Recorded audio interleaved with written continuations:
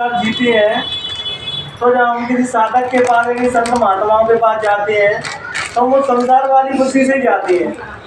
और संसार वाली बुद्धि से जब हम जाते हैं इसलिए हम संत महात्माओं को या किसी साधक को नहीं समझ पाते, क्योंकि संत महात्मा हृदय तल पे जीते हैं, उनके अंदर खोपड़ी होती ही नहीं है।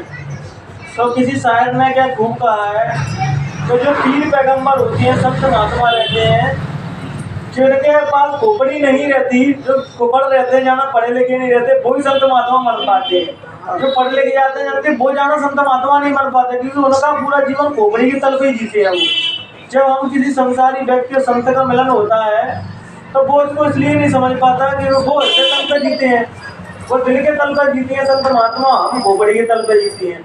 तो हम क्या, खोपड़ी का स्वभाव रहता है बुद्धि का, वो तर्क वितर्क करेगी कि ऐसा नहीं हुआ तो ऐसा हो जाएगा, ऐसा नहीं हुआ तो ऐसा हो जाएगा। हर चीज को जितना तर्क वितर्क करते जाएंगे उतना सत्य तक तो नहीं पहुंच पाएंगे, लेकिन अपनी बुद्धि को हम लेकिन एक ओशो नाम के संत हुए थे जो जबलपुर के रहने वाले थे। उन्होंने अपनी किताब में उन्होंने खुद लिखा था एक बार कि मैं ना बुद्धि से परमात्मा को छू पाना चाहा, लेकिन बुद्धि से मैं परमात्मा को नहीं चाह पाया। लेकिन जिस दिन मैंने बुद्धि अपनी गिरा दी और हृदय तल पे आया तभी मैंने परमात्मा को समझ पाया कि परमात्मा क्या है। लेकिन हम क्या करते हैं, कोई कहता है भजन करो तो भजन तो करते हैं, लेकिन खोपड़ी की तल पे करके रह जाते हैं। जो जना भजन करेंगे यार गुरु महाराज के जन्म भी नहीं हो रहे, कभी एक्सपीरियंस ही हो रहे। एक्सपीरियंस तो तब होंगे जब हम संसार का काम उतना रुचि से करते हैं, उतना काम हम भजन रुचि से करें। हमारे अंदर वो जिज्ञासा होना चाहिए। जैसे बच्चे को खेलने की कह दो तो खेलेगा इतने प्रेम से, इतने लगन से खेलेगा तो पूरा तल्लीन हो जाएगा बच्चा उसमें। जिस प्रकार आप भजन करो, भले आप 2 मिनट करो या 5 मिनट करो, उसमें पूरा तल्लीन हो जाए। उस टाइम में आप संसार को बिल्कुल भूल ही जाओ। वही तो भजन है। आप भजन कर रहे हैं उसमें भी संसार को लेके बैठे हैं कि ऐसा हो जाए वैसा हो जाए। उस टाइम में तो आपको सब भूलना चाहिए। भजन का मतलब होता है कि थॉटलेस, मतलब जो अपने विचार चल रहा है उनको खत्म कर देना विचारों को। लेकिन आप क्या सोचते हो, 2 दिन बैठोगे जब विचार हमारे शांत हो जाएंगे। जब कर करके अभ्यास हो गए, जब अभ्यास कर करके कहते ना, कोई बच्चा मैथ जिसको नहीं आता और वो अभ्यास करता है, सवाल लगाता रहता है, रफ कॉपी में लगाता रहता है, तो एक दिन वो ऐसा भी आता है कि पूरे सवाल मैथ में परफेक्ट हो जाता है। उसी प्रकार हमारा भजन है कि जो हम भजन करते हैं कर करके अभ्यास, हम साधना की उस अवस्था तक पहुंच जाते हैं जो आज बता रहे हैं, पर्चियां खोल रहे हैं, नाम बता रहे हैं। जो अपने जो गुरु महाराज ने रास्ता बताया है, जिसमें गुरु महाराज ने पाबंदी लगा दी है कि आप किसी को कुछ बता नहीं सकते। इनडायरेक्टली तो कह सकते हो, लेकिन डायरेक्टली किसी से कुछ नहीं कह सकते। गुरु महाराज ने अपने सत्संगियों में ऐसे ऐसे साधक पढ़े हैं कि वो जितना बहुत कुछ है, वो तो बहुत आने वाली समस्या उनको टाल भी सकते हैं, बता भी सकते हैं। तुम्हें जितना बताते हैं कि जो समस्या का समाधान नहीं कर सकते, वो केवल बता देंगे। लेकिन मुर्गी में कुछ लिमिट आ रहा है। जब उनसे पूछा गया जब आतंकवादी हमले हुए तो उनकी पर्ची क्यों नहीं बोली, उन्होंने कहा पहले नहीं बताया आपने। तो वो कहते हैं अरे कृष्ण भगवान ने भी युद्ध नहीं टाल पाया। अरे जब शक्तियों का प्रदर्शन करोगे तो एक ना एक जगह आप हार ही जाओगे। इसलिए जो काम करना है वो इनडायरेक्टली करो, क्योंकि शक्ति का प्रदर्शन करोगे आपको अभिमान भी हो जाएगा उसका कि मैं बहुत शक्तिशाली हूँ, मैंने इसका बुखार ठीक कर दिया, मैंने उस वजीर को ऐसा कर दिया, उसकी नौकरी लगवा दी, वैसा कर दिया। जब कोई इनडायरेक्टली काम होता है तो ना तो पूरी तरीके से वो क्रेडिट दे पाएगा कि तुमने लगवा दी, ना अपन पूरी तरीके से क्रेडिट ले पाएंगे हमने लगवाया। जब हम पूरी तरीके से क्रेडिट लेने और लगते हैं तो हमारे अंदर अहंकार जागृत होता है। अरे मैंने ऐसा कर दिया, मैंने उसका वैसा कर दिया, मैं तो सब कुछ विनाश की जड़ है। जब हम साधना करते हैं तो हमारे अंदर तमाम तरह की मुसीबतें आती है। कोई बच्चा कलेक्टर बनना चाहे तो तुम क्या सोचते हो कि वो बस कोचिंग गया और घर पढ़ाई की बनेगा कलेक्टर? उसको जीवन में इतनी समस्याएं फेस करनी पड़ती है, तब जाकर वो मुकाम पर पहुंचता है। कोई भी रास्ता हो, आप क्या लगता है अध्यात्म का रास्ता भी सरल है? सरल रास्ता कोई भी नहीं है। आप कहते हो तो कुछ नहीं कर रहे, तुम एक बार कुछ ना करके भी तो बैठ के देखो, तो दुनिया क्या से क्या बना देगी, बुरे से बुरा बना देगी दुनिया तो है। और जब तुम उसी काम में उभर जाते हो, सक्सेस हो जाते हो, तो उसी काम में कह देंगे अरे उसके अंदर तो हम पहले परमात्मा देख रहे थे, उसके अंदर उसके हाव भाव देख के मैं लगने लगे थे कि इसके अंदर परमात्मा है। और 2 ही आदमी लाइफ में कामयाब नहीं होगा, कुछ नहीं कर, वो तो हमें पहले ही पता था कुछ नहीं कर पाएगा। इसलिए अपना जो भी काम कर रहे हो तो किसी को पूर्ण तरीके से अपना सीक्रेट बताओ, मैं क्या कर रहा हूँ, मैं इस जगह कर रहा हूँ, मैं कुछ नहीं कर रहा, मैं तो खाली बैठा हूँ। क्योंकि जब हम बता देते हैं तो हमारी शक्ति ऊर्जा खत्म हो जाती है, उस लक्ष्य को पा नहीं पाते हैं। और जब हम पूरी तरीके से शिद्दत से लगे रहते हैं कोई काम को करने के लिए, हम क्या करते हैं, किसी कलेक्टरी तैयारी कर रहा है तो बनने से पहले 50 लोगों से कहते हैं कलेक्टर की तैयारी कर रहे हैं। आश्रम पर मैं गया था तो एक लड़की आई थी, उसकी माता जी थी, तो वो लड़की तो कुछ नहीं कह रही, माता जी का तो 50 लोगों से कह रही है हमारी लड़की कलेक्टर की तैयारी कर रही है। तो मैंने आंटी ऐसे अपनी लड़की को तुम कलेक्टर नहीं बना पाओगे। तो लेकिन बेटा को गलती तो नहीं, गलती कभी नहीं हुई, तुम पहले से इतना प्रचार कर दोगे तो फिर नहीं बनेगी, तो फिर लोग मजाक उड़ाएंगे, हंसेंगे। जब अपना जो आप सोच रहे हो वो पालो, अचीव कर लो वो चीज़ों को, तब बता लो अपने घर को भी, मतलब सीक्रेट में सीक्रेट रखो, जब मैं कुछ नहीं कर रहा। इसलिए तो साधना हो या पढ़ाई हो, किसी के सामने नहीं करना चाहिए। अपन क्या करते हैं, कोई रिश्तेदार आ गया तो घर के आ गया तो कॉपी किताब लेकर बच्चे पढ़ने बैठ गए, अरे बच्चा बहुत पढ़ने वाला है, क्योंकि पढ़ाई और साधना एकांत में की जाती है। हम क्या करते हैं, वही कोई आ गया उसको दिखाने के लिए दो किताब, या तो बच्चों को देख रहे होंगे पेपर के टाइम में छत पर पढ़ रहे होंगे किताब लेके, किताब मोहल्ला पड़ोस के लोग कैसे बहुत पढ़ा लिखा है। अरे पढ़ना तो जो चीज ऐसी है कि जब तुम बन जाओगे ना, तुम्हारी कामयाबी बताएगी तुम बच्चे पढ़ता था या नहीं। अब तो पढ़ रहे हो लेकिन नौकरी नहीं, तो क्या मतलब पढ़ रहे, साधना कर रहे हैं परमात्मा को नहीं पाया तो क्या मतलब नहीं साधना। साधना अपने लिए नहीं करती, अपने कल्याण, तो जिस दिन तुमने संन्यास लिया या जिस दिन तुमने परमात्मा को अपना मान लिया, उस दिन तुम्हारा कल्याण हो गया। लेकिन वो साधक संत महात्मा दूसरों के लिए जीती है। अब ये बताओ, गुरु महाराज की क्या जरूरत थी, उनके पास तो सब चीज थी, लेकिन फिर भी वो काम में जा रहे हैं, सत्संग सुना रहे हैं, उनके पास तो उन्होंने इतना अचीव कर लिया था, कुछ जरूरत नहीं थी, लेकिन फिर भी ये साधारण व्यक्ति की तरह रहे, जिसको जहाँ जरूरत थी वहाँ पहुँच जाते थे। क्योंकि जितना कामयाब आदमी होगा, जितना ऊंचा आदमी होगा, उतना ही विनम्र होगा, उतना ही नीचा होगा, क्योंकि सरलता ही उसकी पहचान है। जो अकड़ के खड़े हो जाते हैं, मैं इंस्पेक्टर बन गया, मैं हवलदार बन गया, वो अकड़ गए, तो वो सबने बना नहीं है, क्योंकि वहाँ तक पहुँचने में तो मांझ देती है जिंदगी पूरा, तो ऐसे ही नहीं पहुंच जाते वहां तक। कोई भी चीज अपने जीवन में ऐसे ही नहीं पाई जाती, फ्री में जो चीज मिल जाती है हम उसकी अहमियत नहीं समझते। किसी बच्चे को कोई बाप मैयो करोड़ों की प्रॉपर्टी छोड़ जाए तो बच्चा उसकी अहमियत नहीं समझेगा कि बाप मैयो ने वो प्रॉपर्टी कैसे कमाई थी। ऐसे क्यों गुरु अगर तुम्हें हाथ रख के साधना बता दें तो तीसरा नेत्र खोलना, जिससे भूत भविष्य सब देखा जाता है, तो तुम उस तीसरे नेत्र की भी अहमियत नहीं समझोगे। और जो साधना करके, तभी तो गुरु महाराज कहते थे, जब स्टार्टिंग में वो ध्यान कराते थे, बैठाते थे अपने सत्संग को, तो सबको कुछ ना कुछ अनुभव होता था, एक्सपीरियंस।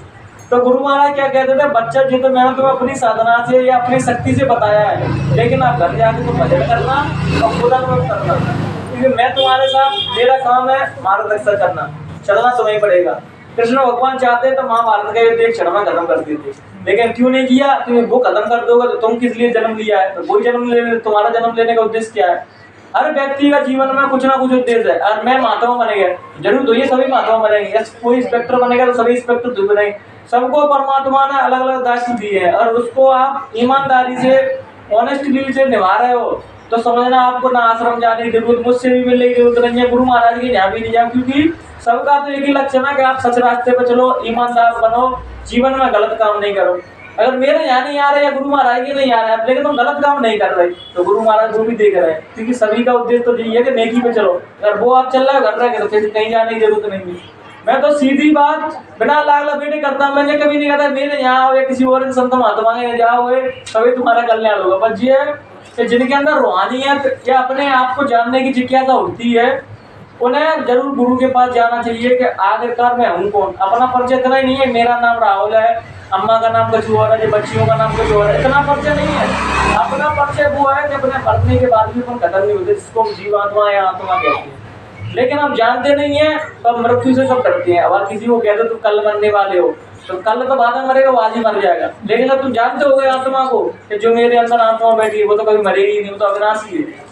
लेकिन जानते नहीं है, इसलिए तो भय है। साधना जो व्यक्ति करता होगा उसको किसी भी प्रकार का भय नहीं होगा, ना मृत्यु का, ना पैसा रुपया का, ना रोटी मिलेगी कि नहीं मिलेगी, पानी मिलेगा कि नहीं, कोई खिलाएगा नहीं उसको, क्योंकि साधना की उसी लिए की जाती है कि निर्भय होने के लिए।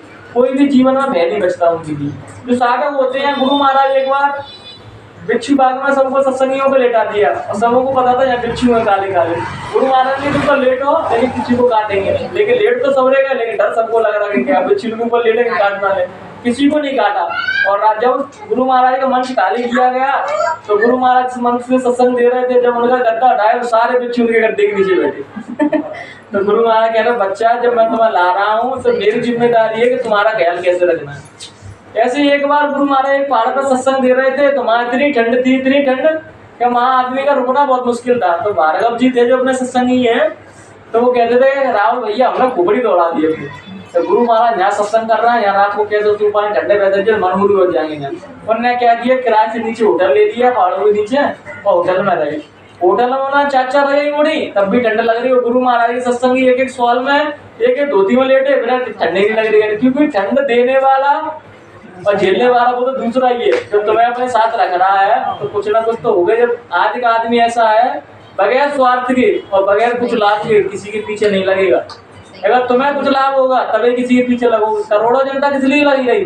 गुरु महाराज से प्यार कोई नहीं करती थी, ना मेरा कोई गुरु मानती थी। बस ये है कि अपने स्वार्थ पूरे हो जाए, हमारे बहू पे नाती हो जाए, नौकरी लग जाए। लेकिन जो असली दौलत थी, जो तुम्हें देना चाहते थे, जिससे तुम्हारा जन्म और मृत्यु समझ जाए, और जो तुम जन्म दिया है कि परमात्मा को पाने बस वो मिल जाए। कोई भी संत महात्मा को उद्देश्य यही रहता है कि जिस प्रकार मैंने परमात्मा को पाया, इस मनुष्य रूपी शरीर का उद्देश्य समझा कि मैं किस लिए जन्म आऊँ यहाँ, बस वही तुम्हें सिखाना चाहते हैं कि आप उस चीज को कैसे सीख जाओ, फिर आप संसार को जीना।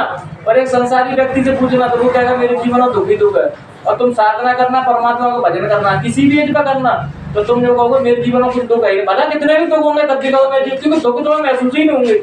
साधना का मतलब है तुम्हारे जीवन में कितने भी दुख हों तो महसूस ही नहीं होंगे, क्योंकि मुसीबत जब सोचो जो भजन नहीं कर रहा, उनका ख्याल रख रहा है, तो तुम तो उसका भजन कर रहे हो तो तुम्हारा कितना ख्याल रखेगा। तो उसके कैमरे सब जगह लगे हुए हैं, तुम बच नहीं सकते उसके कैमरों से। अभी ये हमारी भाभी जी है, उन्होंने पूछा कि किसी ने गलती कर दी हो तो क्या परमात्मा माफ कर देता है कि नहीं? उसका स्वभाव है ये माफ कर देना।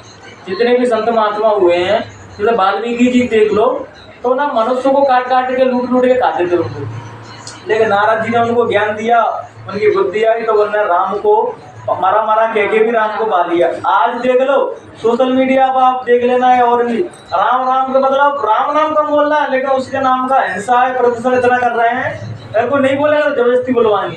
अरे जो नाम के क्या है जी? अगर मैं किसी नाम को श्रद्धा से ले रहा हूँ तो राम का नाम ले रहा हूँ, तो मार दे के उससे दिलवा रहा है, मैं कहूँगा जय गुरुदेव नाम लो, बच्ची से कहूँ और बच्ची नहीं ले, अब मैं कहूँगा तो मारूंगा जय गुरुदेव नाम नहीं लोगे, तो वो गलत है ना, वो कहीं ना कहीं। वो अपनी इच्छा से लेंगे तो ठीक है, अब तो जबरदस्ती उससे किसी को खिलवा रहे हो तो ये क्या है? अब देखो सबों की साधना अलग अलग है, तो वो नहीं ले। अब तो मुसलमान भाइयों से क्या होगा, तुम राम नाम दो, नहीं लेंगे, वो उनका अल्लाह का मानना है। हालांकि चीज है नहीं है, सब एक ही जगह से जुड़े हुए हैं, लेकिन जो अधर्मी लोग जो धर्म का कुछ नहीं पता है, वो सब टीवियों पे वो ज्ञान दे रहे हैं कि धर्म का मतलब होता है सबको एक साथ जोड़ देना, सबसे प्यार मोहब्बत करना है। अगर संत महात्मा के पास सिख गया, ईसाई गया, हिंदू गया, मुस्लिम गया, तो चारों को हृदय से लगाएंगे। वो ये नहीं कहेंगे तू मुसलमान दूर भग जा या तू छोटी जात का दूर भग जा, वो संत महात्मा ही नहीं है। वो आपने देखा भी होगा नाटक में, एक संत महात्मा जंगल में भजन कर रहे थे, तो कृष्ण भगवान उन्हें दर्शन देने आए। उन्होंने कृष्ण भगवान को श्राप दे दिया होता है कि तुमने महाभारत में इतनी मारवा दी। तो उन्होंने कहा कि हे महात्मा ने अगर मैं नहीं मरवाता, ऐसे लोगों को राज्यपाट मिल जाता है कि वो तुम्हारे भजन को महात्मा को समझते ही। तो उन्होंने कहा कि बस मधुसूदन मेरे लिए इतना करना है, वो जंगल में प्यास लगे तो मुझे पानी पिला देने। लेकिन भगवान ने क्या कहा कि भगवान ने कह दिया देवताओं से कि आपको अमृत मिलेगा, जब जिनको प्यास लगे तो ये महात्मा को अमृत देना। लेकिन महात्मा के अंदर वो ब्राह्मणपन तो रह ही गया था, और ब्राह्मण आदमी सबको छोड़ सकता है लेकिन ब्राह्मणपन नहीं छोड़ सकता। वो कहीं ना कहीं वो तुम्हें रियलाइज करा देगा कि वो ब्राह्मण हो। जब किसी से भी जुड़ जाए, भला गुरु महाराज से भी जुड़ जाए, जब उसके अंदर जीवन तो रहेगा कि मैं पंडित हूँ। तो वो गए वहाँ, तो भगवान इंद्र भगवान आए, तो वो सूत्र का लेके जो बोल रहे थे, क्या नाम बोलते हैं उनका, जो जंगलों में भीड़ लोग रहते हैं, उनका बेस लेके आ गए वो, और अमृत लेके पिलाने लगे उनको। तो उनके अंदर वो हीनता की भावना, जात पात की भावना, तो उन्होंने कहा नहीं मैं तेरे हाथ से पानी नहीं पीऊंगा, भगवान से मैंने पानी मांगा तो किसके हाथ से मैं पानी पिला रहा है। तब भगवान प्रकट हुए कि हे महात्मा, तुम महात्मा हुए नहीं। इसलिए तो संत बनना, जो सबके अंदर परमात्मा देखोगे तभी तुम संत बन पाओगे। ये परमात्मा जब अच्छी से मैं नफरत करूँगा, जय के रूप में आया वैसा हूँ, तो तुम चूके परमात्मा से। इसलिए तो सबसे प्यार करो, जानवरों तक से भी प्रेम करो, उनके अंदर भी जीवात्मा, उनके अंदर भी परमात्मा है। जब ऐसे भाव होने लगते हैं, वो बच्चे कामयाब होने से दुनिया की कोई ताकत नहीं रोक सकती उन बच्चों को, जिनके अंदर मानवता है, इंसानियत है, जिनके अंदर दया है कि इसके भी दर्द होगा, ऐसे अगर काटोगे तो इसके भी दर्द होगा, क्योंकि अपन ने काट दो तो अपन दर्द लगे हो। लेकिन हम दूसरों के लिए बुरा हाल कर देते हैं, दूसरों को मार काट देते हैं, तो उसको बुरा नहीं लगता। अपन जो मांस खा रहे हैं तो अपन ने कोई काटा तो चिल्लाएंगे अरे मत काटो मुझे दर्द हो रहा है, लेकिन वो भी तो चिल्ला रहे हैं, लेकिन उसकी भाषा हम समझ नहीं पा रहे। इसलिए तो आज जो संसार में गलत काम हो रहे हैं, जो इस वजह से नहीं हो रहा, लोग अज्ञानी है। जो अज्ञानी लोग दूसरों को उपदेश दे रहे हैं, जो ना खुद को नहीं पता, अंधे गुरु व बहरे चेला वो नरक में ढेर। वही किस्सा है, वो भटका रहा है कि सनातन धर्म अपनाओ, हिंदू बनो, वो कह रहा मुसलमान बनो, कट्टर हिंदू बनो, वो कह रहा कट्टर मुस्लिम बनो। जब तक आप कट्टर बनोगे, किसी भी पंथ में आप कट्टर बनोगे, आप सत्य तक नहीं पहुंच पाते। सत्य तक वही व्यक्ति पहुंच सकता है जो ना सत्य में खड़ा है ना सत्य में खड़ा है, बीच में खड़ा है। असत्य वाला आ गया उसको भी हृदय में लगा रहा है, और जो सत्य वाला आ गया उसको भी हृदय में लगा रहा है। क्योंकि असत्य वाले को सत्य रास्ता दिखाना है, और सत्य वाले को जिसको सत्य मानना है उसको सत्य मार्ग दिखा के आगे ले जाना है। संत महात्मा का जीवन उपदेश होता है कि समाज में जब अंधकार फैल जाए, लोग आपस में धर्म मजहब की लड़ाई लड़ने लगे, तो संत महात्मा कहते हैं कि कोई भी धर्म मजहब, चाहे मुसलमानों का हो चाहे हिंदू का हो, राम जी ने कभी नहीं कहा किसी को मारो, ना अल्लाह जी ने कहा है मोहम्मद पैगम्बर ने कहा कि तुम आपस में लड़ो या कटो करो।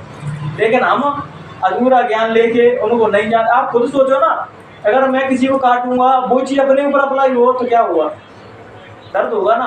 तो ऐसे ही महापुरुष ना जब जब भी हथियार उठाए भी है तो अधर्म के लिए उठाए हैं कि सच्चाई का वर्चस्व रहे, बुराई खत्म हो जाए, इसलिए नहीं। लेकिन अपन क्या, भगवान ने तो हथियार उठाए थे, लेकिन ये नहीं देखोगे भगवान ने किन परिस्थितियों में, किन हालातों में, किसके लिए उठाए थे। हम लोग हथियार उठा लेते हैं। अब कल परसों मुझे बुद्ध वाले मिले थे, तो वो कह रहा जय गुरुदेव राधा स्वामी सब झूठ है। तो मैंने उनसे प्रेम से बोला कि आप किसको मानते? मैं अम्बेडकर को मानता हूँ। मैं भी बहुत सम्मान करता हूँ, लेकिन अध्यात्म को रूहानियत के अंदर तो उनके भी अंदर प्यास उठी थी।